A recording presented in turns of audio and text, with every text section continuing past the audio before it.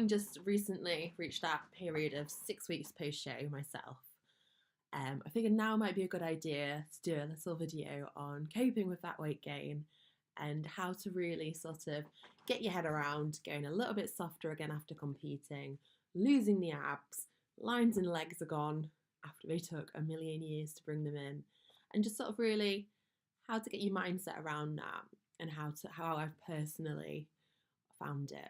So in the past, I've pushed my weight up a lot. It's something I've always done. I find that the best way for me to gain weight is to push my weight up. I know it's not the healthiest way to do it. I know it doesn't make dieting the easiest, but it's something that I found works for me. Also, I'm a real fatty, love a cake, love a glass of wine, loves the cheese. So for me, just to make sure I'm eating enough clean food and still getting that balance in, getting the treats in, is something that I've always done.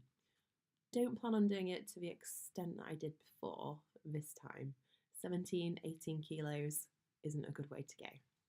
So I just really wanted to talk about how I plan on avoiding sort of pushing up so much that I'm uncomfortable this time, and equally how I've managed to push up so much that I'm uncomfortable before and not let it bother me. So first of all, this time what I've really done, I've taken my time a little bit more. I've been checking with my coach still, whereas in previous years I haven't. I've sort of gone, competing's over now, it doesn't really matter what I look like, it's winter, I'm going to wear my jumpers.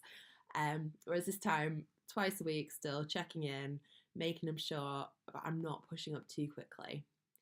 Another thing that we did was we planned my diet together. So when I finished competing, what I did actually was I sat down and I went through my own diet. And I said, right, this is what I want. I don't want any more cod. I don't want any more tuna. I want some granola in my diet. I want some oats. I want some dark chocolate. I want some salmon. I sort of roughed up a guideline for what I wanted to be in my diet, using what I know about like my nutrient timing. So making sure that on my rest days I was putting in more of my higher fat foods, so I had my salmon and my steak on my rest days. And then I was sort of maximising my carb intake. So lots of oats, got my Rice Krispie Squares bars back in post-workout, and just sort of managing what I know to make up my own diet. Sent it off to my coach, make sure that he checked it. His feedback was actually push up a little bit higher with your calories, so we had to do a little bit more food, wasn't complaining. And then we sort of went from there. The other thing I've been really guilty of before with letting weight gain get to my head is I'm still trying to squeeze into my clothes. So I'm still putting on my clothes that fit me 2 weeks out that I bought, but thinking that was a really good idea, when actually you're starting to spill out the edges, and nothing's going to make you feel fat like trying to squeeze into a size 8 when you're pushing a size 10. So just go out, buy some nice new clothes. I actually have 3 wardrobes now. So I have a prep wardrobe, I have an off-season wardrobe, and then I have what I call a Amy slow the fuck down, stop eating wardrobe, because that's when I'm sort of pushing it a little bit too far, getting into the size 14, 16. So for me, I don't really need to be at that point. If it's going to mess with your head, cover up. If you know you're going to have 1 or 2 people in a gym going, so you've sort of got a little bit bigger then, you've changed. Didn't recognise you. How's the diet going? Been having fun? Are you not training anymore? My favourite. If you stop training now then, well, no, I'm in the gym.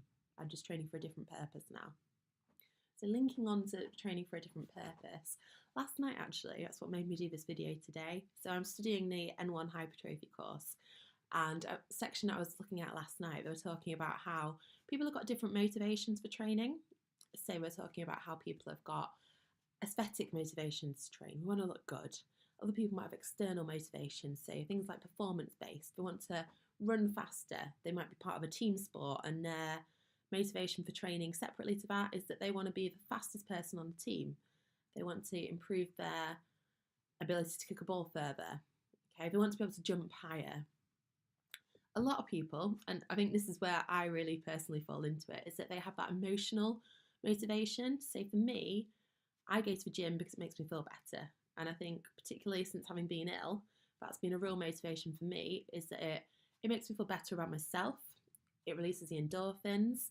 Okay, it just makes me feel generally like I'm a little bit invincible.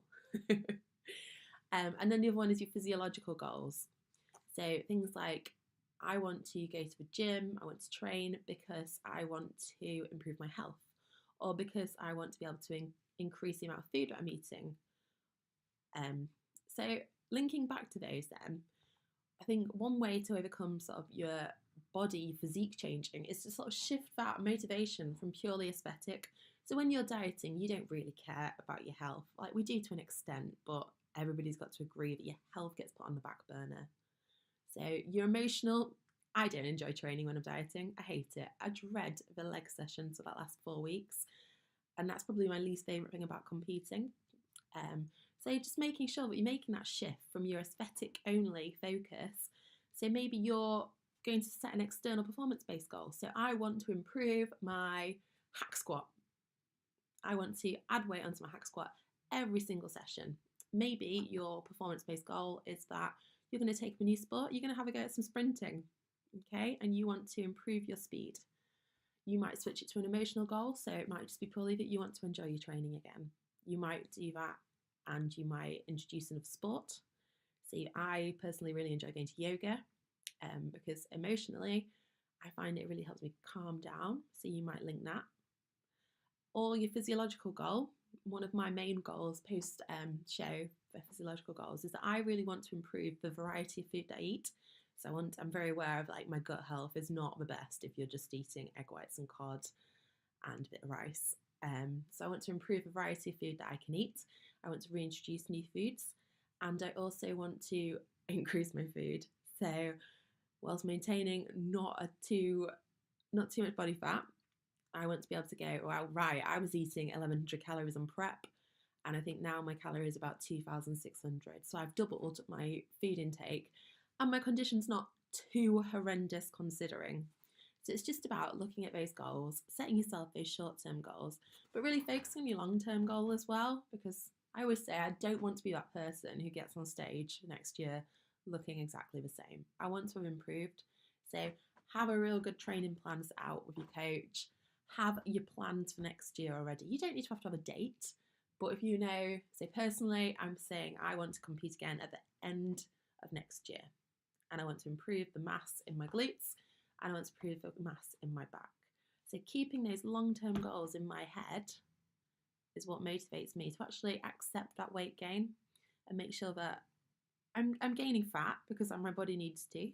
I'm perhaps not going as overboard as I have done before, but I'm maintaining that focus that actually it's a necessity if I want to improve and I want to get better.